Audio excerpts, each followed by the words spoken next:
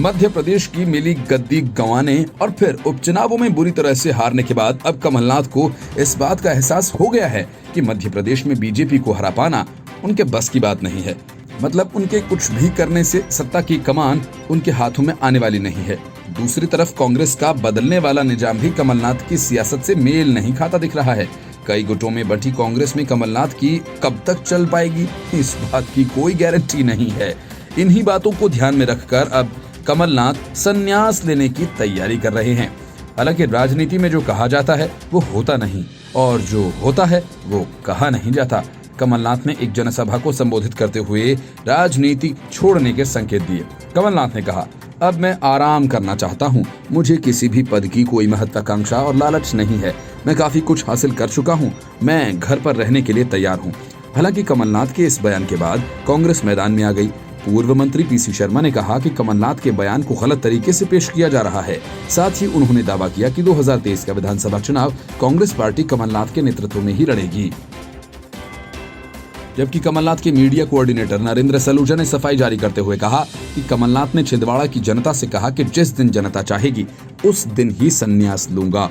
कमलनाथ के इतना कहते ही छिंदवाड़ा की जनता ने कमलनाथ के पक्ष में जोरदार नारेबाजी कर कहा कि हम आपको एक बार फिर प्रदेश के मुख्यमंत्री के रूप में देखना चाहते हैं। नरेंद्र सलूजा ने सफाई देते हुए कहा कि कमलनाथ राजनीति में रहते हुए जनसेवा का कार्य जारी रखेंगे। मध्य प्रदेश उपचुनाव में 28 सीटों में से सिर्फ 9 पर जीत हासिल करने के कारण कमलनाथ के खिलाफ राज्य में आवाज उठ रही है। हालांकि छिंदवाड़ा की जनसभा में दिए उनके बयान के कई मायने निकाले जा रहे हैं।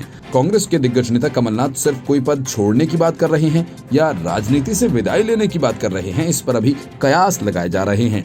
मध्य प्रदेश के पूर्व मुख्यमंत्री इन दिनों अपने बेटे के साथ छिंदवाड़ा के दौरे पर हैं, जो कि कमलनाथ और कांग्रेस का गढ़ माना जाता है।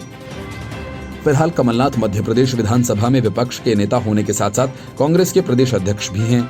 उपचुनाव में करारी हार के बाद उन पर गलत टिकट बंटवारे, कमजोर उम्मीदवारों और गलत रणनीति के आरोप लगातार लगे।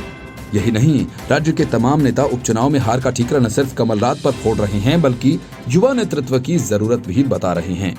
कुछ महीने पहले ज्योतिरादित्य सिंधिया के भाजपा में जाने के बाद कमलनाथ ने सत्ता गंवा दी और फिर मध्य प्रदेश में 28 सीटों पर हुए उपचुनावों में उनके दावे की हवा निकल गई। इस उपचुनाव में कमलनाथ ने दावा किया था कि शिवराज सरकार को जनता करारा जवाब देगी और कांग्रेस की एक बार फिर सत्ता में वापसी होगी। हालांकि वे सिर्फ 9 सीट ही जीत सकी। यही नहीं, सिंधिया और तमाम विधायकों के पार्टी छोड़ने और उपचुनाव में हार के बाद कमलनाथ लगातार निशाने पर हैं। कमलनाथ के बयान को लेकर बीजेपी ने भी तंज कसा है। बीजेपी प्रदेश अध्यक्ष वी डी शर्मा ने कहा कि यदि कमलनाथ समय रहते हुए संन्यास ले लेते तो मध्य प्रदेश इतना पीछे नहीं जाता। कुल मिलाकर कमलनाथ के राजनीतिक संन्यास को लेकर दिन भर चर्चा का माहौल गर्म रहा।